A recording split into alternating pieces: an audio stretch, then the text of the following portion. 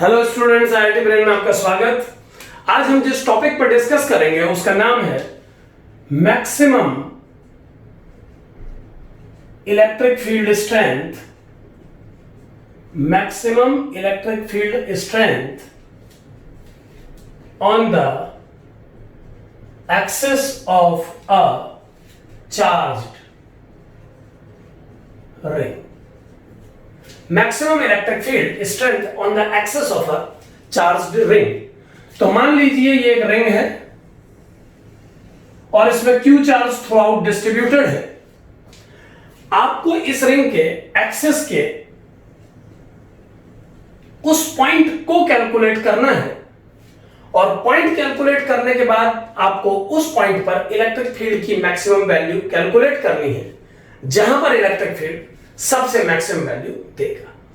तो पहले ये डिस्कस करते हैं, एक बार पहले भी हम डिस्कस कर चुके हैं, एक बार और पहले क्लियरली समझ लें। किसी रिंग के कारण एक्सिस के किसी पॉइंट जो कि सेंटर O से Z डिस्टेंस पे है, इलेक्ट्रिक फील्ड का strength formula 1/4 pi epsilon naught Q by R cube into Z mod Z cap vector से दिया जाता है। यहां पर यूज होने वाला R सरकमफेरेंस के किसी भी पॉइंट से P पॉइंट तक की डिस्टेंस है। तो इस R को रेडियस R और Z के टर्म में प्रेजेंट अगर कर दिया जाए तो ये बन जाएगा 1/4 pi epsilon naught Q Z upon R square plus Z square to the power 3/2 and Z cap. So this is the value of electric field at a point P on the axis at a distance Z from center. Now, अगर इस फॉर्मूले में हम ध्यान दें तो इस फॉर्मूले में Z की वैल्यू 0 पुट करने पर इलेक्ट्रिक फील्ड का वैल्यू 0 आएगा। It means at Z equal to 0, E magnitude is 0. Direction will always be along the axis. ये Z कैप ही रहेगी। तो मैं मैग्नीट्यूड की बस बात कर लेता हूं। और अगर हम इस फॉर्मूले में बहुत इनफाइनाइटली लार्ज डिस्टेंस पर बात करें, जिस डिस्टेंस के लिए R Z के कंपैरेटिवली इग्नोरेबल हो, तो if R is much much less than Z, then E vector का वैल्यू हो जाएगा 1/4 pi epsilon naught Q upon Z square Z के। यहां पर R को Z के रिस्पेक्ट में नेग्लेक्ट कर दिया गया है। इसे नेग्लेक्ट करने के बाद Z स्क्वायर का 3/2 पावर Z क्यूब बन जाएगा। Z से Z क्यूब को कैंसिल करने पर वो Z स्क्वायर बन गया और अब 1/4 pi epsilon naught Q by Z square into Z cap, ये इलेक्ट्रिक फील्ड वेक्टर की वैल्यू है। अगर Z की वैल्यू इनफाइनाइटली टेंडिंग है, at Z tends to infinity, Z E mod electric field vector mod will again become 0। So हम देख पा रहे हैं कि एक रिंग के कारण उसके सेंटर के करीब किसी पॉइंट पर इलेक्ट्रिक फील्ड स्ट्रेंथ 0 होती है और बहुत दूर इनफाइनाइट वाले पॉइंट पर भी इलेक्ट्रिक फील्ड स्ट्रेंथ की वैल्यू 0 होती है। चूंकि इलेक्ट्रिक फील्ड इस पूरे एक्सिस पर एक कंटीन्यूअस कर्व है, तो according to Rolle's theorem, Rolle's mathematics में पढ़ाए जाने वाला एक थ्योरम है जिसके अनुसार अगर किसी कंटीन्यूअस कर्व की वैल्यू दो पॉइंट्स पर एक बराबर है, तो उन दोनों पॉइंट्स के बीच में किसी तीसरे पॉइंट पर या तो वो मैक्सिमम होगी या वो मिनिमम होगी। यहां पर हम देख पा रहे हैं कि इलेक्ट्रिक फील्ड की वैल्यू रिंग के सेंटर पर 0 है और इसका वैल्यू इनफाइनाइट डिस्टेंट पॉइंट पर भी 0 है। At Z equal to infinite electric field 0 है and at Z equal to 0 भी ये 0 है। तो 0 और इंफिनिटी के बीच में रॉल्स के अनुसार एक ऐसा पॉइंट जरूर एग्जिस्ट करेगा जिस पॉइंट पर इलेक्ट्रिक फील्ड अपनी मैक्सिमम या मिनिमम वैल्यू देगा। अब चूंकि 0 इलेक्ट्रिक फील्ड की मिनिमम वैल्यू ऑलरेडी है, तो इस पाथ के किसी पॉइंट पर अब मिनिमम देने का और कोई चांस नहीं है, क्योंकि इलेक्ट्रिक फील्ड का मिनिमम मैग्नीट्यूड इन दोनों टर्मिनल्स पे है। सो जैसे जैसे हम O पॉइंट से दूर हटेंगे, इलेक्ट्रिक फील्ड का स्ट्रेंथ बढ़ेगा और बढ़ते बढ़ते एक पॉइंट पर पहुंच के ये मैक्सिमम तक चला जाएगा और उसके बाद दोबारा डिक्रीज होना शुरू करेगा। यानी इस पॉइंट से इस पॉइंट तक इलेक्ट्रिक फील्ड पहले इंक्रीज होगा और फिर डिक्रीज होगा। एंड डेफिनेटली अगर ऐसा होगा तो 0 और इंफिनिटी के बीच में एक ऐसा पॉइंट Z जरूर होगा जिस पॉइंट पर इलेक्ट्रिक फील्ड मैक्सिमम वैल्यू देगा। सो जैसा हम जानते हैं मैक्सिमम मिनिमा के प्रिंसिपल में कि किसी फंक्शन की मैक्सिमम वैल्यू कैलकुलेट करने के लिए उस फंक्शन को वेरिएबल के रिस्पेक्ट में डिफरेंशिएट करके जीरो से कंपेयर किया जाता है। तो यहां पर इलेक्ट्रिक फील्ड का मैग्नीट्यूड जो कि 1/4 pi epsilon naught q z upon r square plus z square to the power 3/2 है।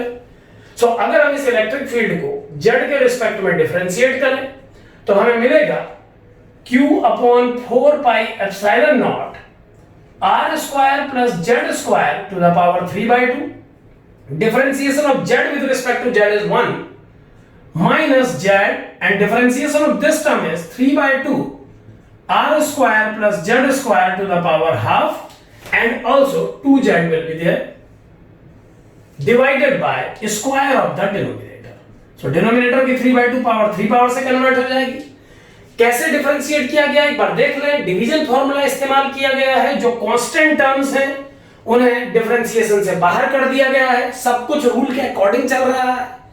डिनोमिनेटर को प्लेस करके न्यूमरेटर को डिफरेंशिएट किया गया, माइनस न्यूमरेटर को प्लेस करके डिनोमिनेटर को डिफरेंशिएट किया गया।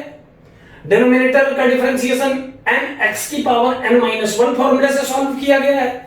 उसके बाद जो इनर टर्म है सब्स्टिट्यूशन मेथड से दोबारा उसका डिफरेंशिएशन किया गया और z स्क्वायर का डिफरेंशिएशन 2z आया डिवाइडेड बाय डिनोमिनेटर स्क्वायर। तो ये जो फॉर्मूला डिवीजन रूल के नाम से जाना जाता है डिफरेंशिएशन में, उसे इस्तेमाल किया गया है।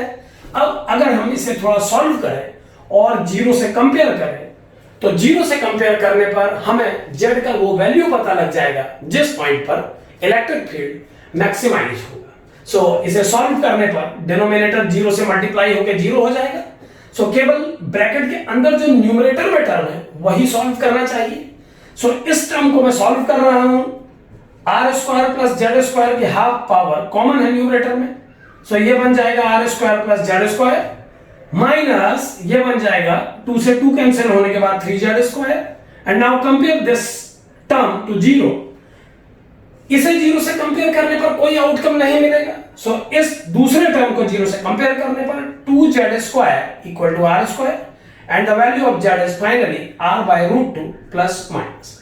z की value plus minus r by root 2 आने का मतलब यह है कि रिंग के सेंटर से r by root 2 यानी रेडियस के रूट 2 टाइम्स कम डिस्टेंस पर दोनों ओर सेंटर के ऐसे पॉइंट्स हैं जहां पर इलेक्ट्रिक फील्ड अपने मैक्सिमम पे पहुंच के फॉल होना शुरू हुआ था। यानी इस पॉइंट से लगातार पहले इलेक्ट्रिक फील्ड की वैल्यू इंक्रीज होगी और एक particular distance r by root 2 पर अपने मैक्सिमम पे पहुंच के दोबारा फॉल डाउन हो जाएगी और इनफाइनाइट पहुंचते पहुंचते ये वैल्यू जीरो टेंड कर जाएगी। सो r by root 2 डिस्टेंस पर एक ऐसा पॉइंट रिंग के एक्सिस से, रिंग के सेंटर से r by root 2 डिस्टेंस पर एक ऐसा पॉइंट रिंग के एक्सिस पे एग्जिस्ट करता है जहां पर इलेक्ट्रिक फील्ड अपनी मैक्सिमम वैल्यू देता है।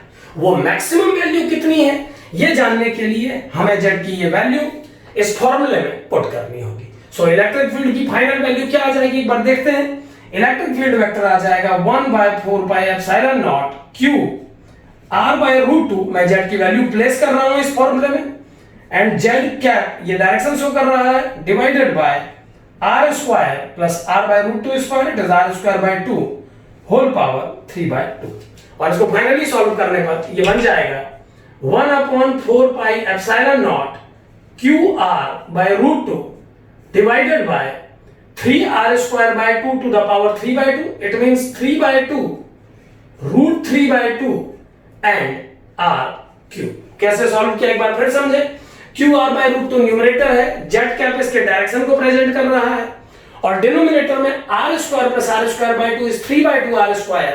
3/2 की power 3/2 means 3/2 complete and square 3/2 square root of 3/2 and r square का 3/2 पावर r क्यूब बन जाएगा।